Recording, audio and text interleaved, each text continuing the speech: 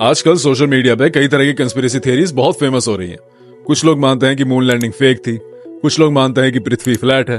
अब कुछ लोग ये भी मानने लगे हैं कि जो 9/11 का टेररिस्ट अटैक था अमेरिका पर, वो अमेरिका ने खुद ही करा था, और इस बात को प्रूव करने के लिए अलग अलग तरह के आर्ग्यूमेंट्स देते हैं। For example, 19 Muslims that went on the flight that day needed passports on a domestic flight.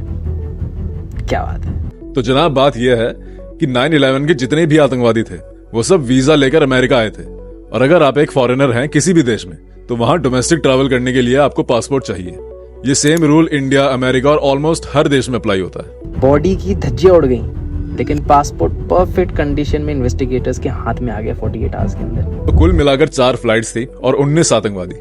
इनमें से 4 के पासपोर्ट और कुछ के बोर्डिंग पास मिले थे, जो कि ऑलमोस्ट पूरी तरह जल चुके थे। इसके अलावा बाकी लोगों का भी काफी सामान मिला था, जिससे अथॉरिटीज को शिनाख्त करने में काफी मदद मिली थी। एक भी कैमरा रिकॉर्डर नहीं था जो एयरपोर्ट में ये दिखा सके कि हाँ, ये 19 मुस्लिम्स इस फ्लाइट में घुसे हैं। बीबीसी की वेबसाइट पर 5 आतंकवादियों की security check in footage available है। हाँ, क्योंकि ये 23 साल पहले हुआ था तो वीडियो क्वालिटी उतनी अच्छी नहीं होगी। 9/11 से पहले अमेरिका की एयरपोर्ट सिक्योरिटी भी बहुत ज्यादा कमजोर थी आज के मुकाबले, और इसका एक बड़ा रीजन ये था कि अमेरिका की एयरपोर्ट सिक्योरिटी उस वक्त प्राइवेटाइज थी। जो वीडियो रिकॉर्डिंग्स होती थी वो भी 1-2 दिन में डंप कर दी जाती थी, क्योंकि उनके अराउंड कोई गाइडलाइंस मौजूद नहीं थी। फ्लाइट ऐसे घुसी और नीचे से कुछ फट रहा था अचानक से, जैसे कार्ड्स बिखरते हैं ना, लग रहा था जैसे कुछ पैल्सी प्लांट हुआ है वहाँ पे। क्रैश के बाद दोनों बिल्डिंग्स लगभग 1 घंटे तक जलती रही।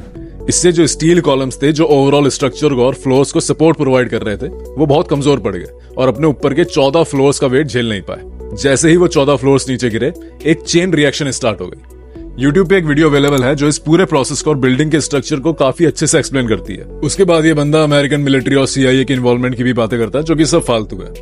बट पॉइंट ये है कि लोग कंस्पिरेसी थियरीज पर भरोसा करते ही क्यों हैं? इसके पीछे बहुत सारे रीजंस हैं, including hate for authority, lack of education, सही इन्फॉर्मेशन का एक्सेस ना होना, और कुछ केसेस में अपने पर्सनल और रिलीजियस बिलीव्स के अकॉर्डिंग लोगों को जो नैरेटिव सही लगता है वो उसी पर भरोसा कर लेते हैं। ऐसे लोगों को अंग्रेजी में क्रेजुलस कहा जाता है। आजकल सोशल मीडिया में रिलीजियस और पॉलिटिकल प्रोपेगेंडा बहुत ज्यादा फैला हुआ है, जो इसी तरह के लोगों को टारगेट करता है। आपके पास इंटरनेट है और इंटरनेट पर हर तरह की इन्फॉर्मेशन अवेलेबल है। किसी की भी बातों पर बिना प्रूफ के भरोसा ना करें। Keep an open mind and do your own research. So don't be credulous, be rational.